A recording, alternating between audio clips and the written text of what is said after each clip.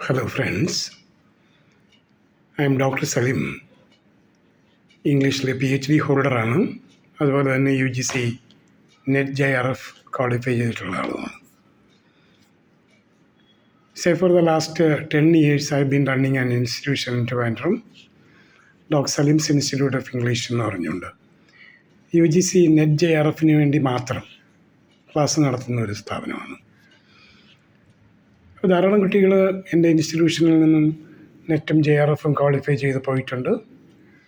അതുപോലെ കഴിഞ്ഞ പ്രാവശ്യം കേരള PSC നടത്തിയ കോളേജ് അധ്യാപകരുടെ അസിസ്റ്റൻ്റ് പ്രൊഫസർ എക്സാമിനും ഞാൻ കുറച്ച് ആൾക്കാരെ അയച്ചിരുന്നു. അതിൽ ചില ആൾക്കാർക്കൊക്കെ റാങ്ക് കിട്ടുകയും ചെയ്തിരുന്നു. റാങ്ക് നമ്പർ 22 മേടിച്ച സ്നേഹ ഡാനിയൽ എൻ്റെ ഇൻസ്റ്റിറ്റ്യൂഷനിൽ പഠിച്ചിട്ടുള്ള കുട്ടിയാണ്. അപ്പോൾ അടുത്ത അസിസ്റ്റൻ്റ് പ്രൊഫസറിൻ്റെ നോട്ടിഫിക്കേഷൻ വരാറായിരിക്കുകയാണ്. അതുപോലെ HSST ഇംഗ്ലീഷിന് വേണ്ടിയിട്ടുള്ള ക്ലാസ്സുകളും ചിലപ്പോഴൊക്കെ ഞാൻ നടത്താറുണ്ട്. അതിലും പലപ്പോഴും കുട്ടികൾക്ക് റാങ്കുകൾ കിട്ടുകയും അവർ ക്വാളിഫൈഡായി പോവുകയും ചെയ്യാറുണ്ട്. നെറ്റ് JRFന് എല്ലായ്പ്പോഴും ക്ലാസ്സുകളുണ്ടാകും. ലോങ് ടൈം ക്ലാസ്സസും ഷോർട്ട് ടൈം ക്ലാസ്സസും ഉണ്ടാകും. അതുപോലെ ഓഫ്ലൈനും ഓൺലൈനും ക്ലാസ്സുകൾ നടത്താറുണ്ട്. എപ്പോഴും കുറേ ആൾക്കാരിങ്ങനെ ക്വാളിഫൈഡ് ആകാറുണ്ട്. JRF കിട്ടുക, നെറ്റ് കിട്ടുകയൊക്കെ സാധാരണമാണ്. കോളേജിൽ പഠിച്ചുകൊണ്ടിരിക്കുന്ന കുട്ടികൾക്ക് പോലും JRF കിട്ടിയിട്ടുണ്ട് നമ്മുടെ സ്ഥാപനത്തിൽ നിന്നും. എന്നാൽ ഈ കഴിഞ്ഞ 2 സെഷൻസായിട്ട്, അതായത് 2025 ജൂൺ സെഷനും അതുപോലെ 2026 ജനുവരിയിൽ നടന്ന എക്സാമിലും ക്വസ്റ്റ്യൻ പാറ്റേണിലൊരു ചെറിയ ഡിഫറൻസ് വന്നു. സിലബസ് ഈസ് ദ സെയിം, പക്ഷേ അതിൻ്റെ പാറ്റേണിലൊരു ഡിഫറൻസ് വന്നു. അതുകൊണ്ട് തന്നെ റിസൾട്ട് കുറച്ച് ടഫായി. കുട്ടികൾ ഉദ്ദേശിച്ചതുപോലെ ആൻസർ ചെയ്യാൻ അവർക്ക് കഴിഞ്ഞില്ല. അന്ന് റിസൾട്ടും വളരെയധികം മോശമായ രീതിയിലാണ് കഴിഞ്ഞ 2 പ്രാവശ്യമായി കണ്ടത്. ഇപ്പോഴത്തെ റിസൾട്ട് വന്നിട്ടില്ല. The result is supposed to come within a short time. എന്നാലും ഒരു കട്ട് ഓഫ് മാർക്ക് ഒരു 150 മുകളിൽ വരാനുള്ള സാധ്യതയാണ് നെറ്റിന് വേണ്ടിയുള്ളത്. എൻ്റെ 2-3 കുട്ടികൾ 158ഉം 162ഉം ഒക്കെ മാർക്ക് സ്കോർ ചെയ്തതായിട്ട് അവരുടെ റെസ്പോൺസ് ഷീറ്റ് വന്നതിന് ശേഷം, ഈ ആൻസർ കീ വന്നതിന് ശേഷം എന്നെ വിളിച്ച് പറയുകയും അവരുടെ റെസ്പോൺസിൻ്റെ കോപ്പി എനിക്ക് തരികയൊക്കെ ചെയ്തു. കുട്ടികളുടെ കയ്യിൽ നിന്ന് ഈ റെസ്പോൺസ് കിട്ടിയപ്പോഴാണ് ക്വസ്റ്റ്യൻ പേപ്പർ നമുക്ക് അവൈലബിൾ ആയത്. ഞാനത് നോക്കിയത്. അപ്പോൾ സിലബസ് ഈസ് ദ സെയിം, പക്ഷേ പാറ്റേണിൽ കുറച്ച് ചേഞ്ച് വന്നിരിക്കുന്നു. ഇപ്രാവശ്യം അമേരിക്കൻ ലിറ്ററേച്ചർ അല്പം പോലും ചോദിച്ചില്ല. ബ്രിട്ടീഷ് ലിറ്ററേച്ചറിൽ നിന്ന് ഏതാണ്ട് 30ഓളം ക്വസ്റ്റ്യൻസ്, അതും മിക്കവാറും എല്ലാം ഫെമിലിയർ ആയിട്ടുള്ള ക്വസ്റ്റ്യൻസ് തന്നെയാണ്. ചോസറിൽ നിന്ന് ക്വസ്റ്റ്യൻ ഉണ്ടായിരുന്നു. അതുപോലെ തന്നെ കോൺഗ്രേവിൻ്റെ കയ്യിൽ നിന്നും വേ ഓഫ് ദ വേൾഡിൻ്റെ ഒരു ക്വസ്റ്റ്യൻ ഉണ്ടായിരുന്നു. അങ്ങനെ ധാരാളം ഫെമിലിയറായ ക്വസ്റ്റ്യൻസൊക്കെ കുട്ടികൾക്ക് കിട്ടിയിട്ടുണ്ട്.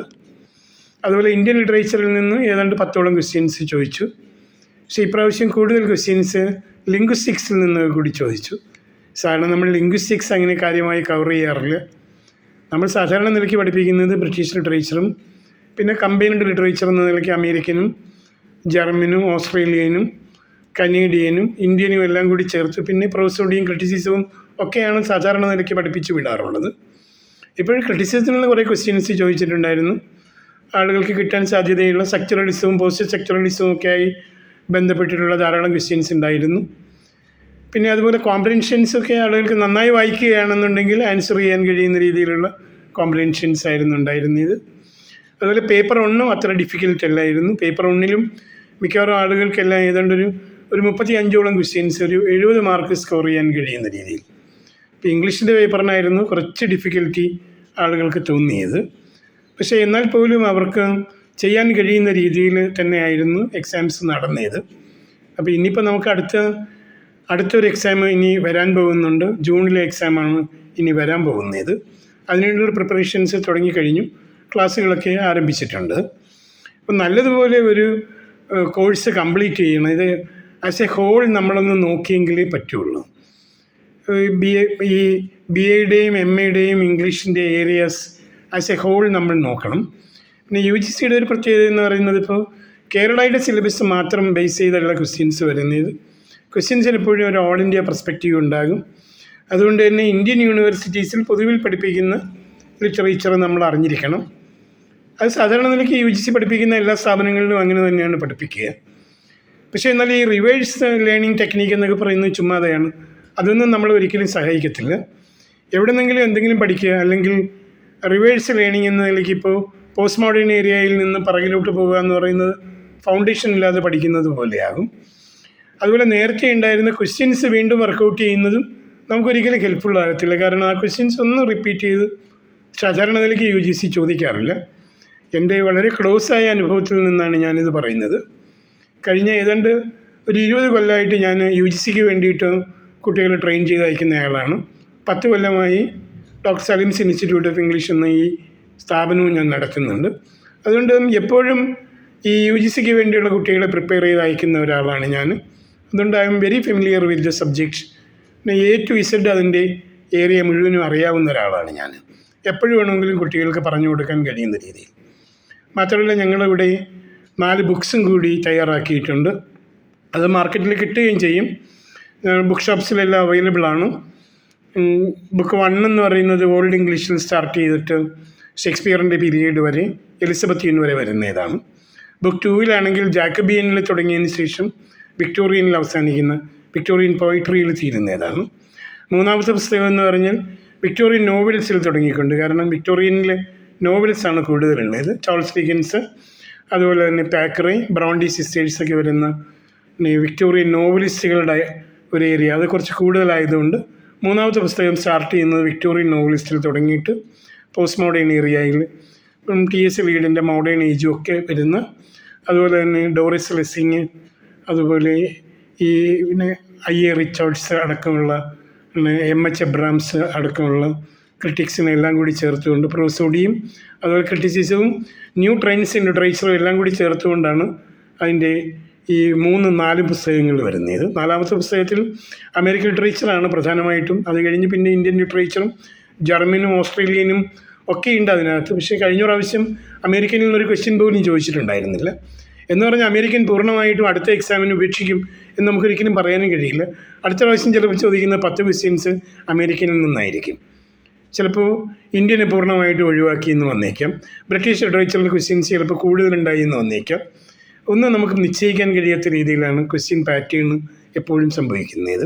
അതുകൊണ്ട് എല്ലാം നമ്മൾ കാണണം. ആസ് എ ഹോൾ നമ്മൾ പ്രിപ്പയർ ചെയ്യണം. എങ്കിൽ മാത്രമേ നമ്മുടെ ഒരു ഓൾറൗണ്ട് ഐഡിയ ഉണ്ടാക്കി ഇൻഡെപ്തിൽ തന്നെ പഠിച്ചതിന് ശേഷം പരീക്ഷ എഴുതിയെങ്കിൽ മാത്രമേ നമുക്ക് ഇപ്പോൾ ക്വാളിഫൈഡ് ആകാൻ കഴിയത്തുള്ളൂ. അതിന് നമുക്കൊരു ലോങ് ടൈം പ്രിപ്പറേഷൻ ആവശ്യമാണ്. മിനിമം ഒരു 6 മന്ത്സിൻ്റെയെങ്കിലും പ്രിപ്പറേഷൻ. ഇപ്പോൾ ഫെബ്രുവരിയിൽ ക്ലാസ്സുകൾ സ്റ്റാർട്ട് ചെയ്യുകയാണെന്നുണ്ടെങ്കിൽ ഒരു ജൂൺ വരെ പ്രിപ്പയർ ചെയ്യുകയാണെന്നുണ്ടെങ്കിൽ നമ്മൾ എല്ലാ ദിവസവും കുറച്ച് മണിക്കൂറുകൾ അതിനു വേണ്ടി സ്പെൻഡ് ചെയ്ത് കഴിഞ്ഞാൽ നമുക്ക് തീർച്ചയായിട്ടും ക്വാളിഫൈ ചെയ്യാൻ കഴിയും. വർക്ക് ചെയ്തെങ്കിലേ ക്വാളിഫൈ ചെയ്യാൻ കഴിയത്തുള്ളൂ. ക്വാളിഫൈഡ് ആയെങ്കിൽ മാത്രമേ നമുക്ക് കോളേജിലും മറ്റും അധ്യാപകരായി കയറാൻ കഴിയുള്ളൂ.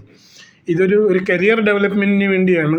ഒരു പോസ്റ്റ് ഗ്രാജുവേറ്റിനെ സംബന്ധിച്ചിടത്തോളം ഒരു NET-JRF ക്വാളിഫിക്കേഷൻ നേടിയെടുക്കാൻ കഴിഞ്ഞില്ലെങ്കിൽ പിന്നെ പഠിച്ചത് കൊണ്ടൊരു കാര്യവുമില്ല. അതുകൊണ്ട് തന്നെ നമുക്കൊരു NET-JRF ക്വാളിഫിക്കേഷൻ എന്തായാലും അറ്റൈൻ ചെയ്യേണ്ടിയുണ്ട്.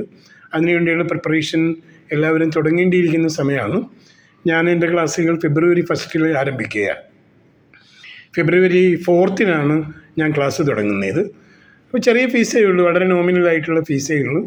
മന്ത്ലി പേയ്മെൻറ്റ് നടത്താൻ കഴിയുന്ന രീതിയിലാണ് ഞാൻ എൻ്റെ ഫീസ് സ്ട്രക്ചർ അറേഞ്ച് ചെയ്തിരിക്കുന്നത്. അതുപോലെ ഈ ബുക്സ് എല്ലാം കൂടി 4 ബുക്സ് ഉണ്ട്. അതിൻ്റെ കൂടെ തന്നെ ഈ ക്വസ്റ്റ്യൻ ബുക്ക്ലെറ്റിന് വേണ്ടിയിട്ടുള്ള ഒരു ബുക്കിൻ്റെ ഏതാണ്ട് ഒരു 3000-ഓളം ക്വസ്റ്റ്യൻസ്. നമ്മൾ ഓരോ ദിവസം ക്ലാസ് എടുക്കുമ്പോൾ ആ ദിവസം തന്നെ ആ ഏരിയയിലെ ക്വസ്റ്റ്യൻസും കൂടി നമ്മൾ ഡിസ്കസ് ചെയ്ത്, ഒബ്ജക്റ്റീവ് ക്വസ്റ്റ്യൻസ് ആണല്ലോ, അതുകൂടി ഡിസ്കസ് ചെയ്തുകൊണ്ടായിരിക്കും നമ്മൾ പോകുന്നത്. പിന്നെ പേപ്പർ 1 ഉണ്ട്. പേപ്പർ 1 എടുക്കാൻ വേണ്ടിയിട്ട് ശ്രീദേവ് എന്ന് പറഞ്ഞുകൊണ്ടൊരു UGC ക്വാളിഫൈഡ് ആയിട്ടുള്ള തന്നെ ഒരാളുണ്ട്. അയാളാണ് സ്ഥിരമായിട്ടും എടുക്കുന്നത്. കഴിഞ്ഞ പ്രാവശ്യം പേപ്പർ 1 കുറച്ച് എളുപ്പമായിരുന്നു. പേപ്പർ 1 കുറച്ച് ഏരിയാസ് ഞാൻ തന്നെയാണ് പഠിപ്പിക്കുന്നത്. റിസർച്ച് ആപ്റ്റിറ്റ്യൂഡും ടീച്ചിങ് മെത്തഡോളജിയും കമ്മ്യൂണിക്കേഷനും ഒക്കെ ഞാൻ തന്നെയാണ് പഠിപ്പിക്കുന്നത്. പിന്നെ എൻ്റെ വകയായിട്ട് തന്നെ ഏതാണ്ട് 300-ഓളം വീഡിയോസ് ഞാൻ യൂട്യൂബിൽ അപ്ലോഡ് ചെയ്തിട്ടുണ്ട്. നിങ്ങൾക്ക് ആ വീഡിയോസ് ഫ്രീ ആയി കേൾക്കാവുന്നതേ ഉള്ളൂ. അത് കേട്ടാൽ പോലും അതിനകത്ത് നിന്ന് കുറേ ക്വസ്റ്റ്യൻസ് നിങ്ങൾക്ക് തീർച്ചയായിട്ടും കിട്ടും.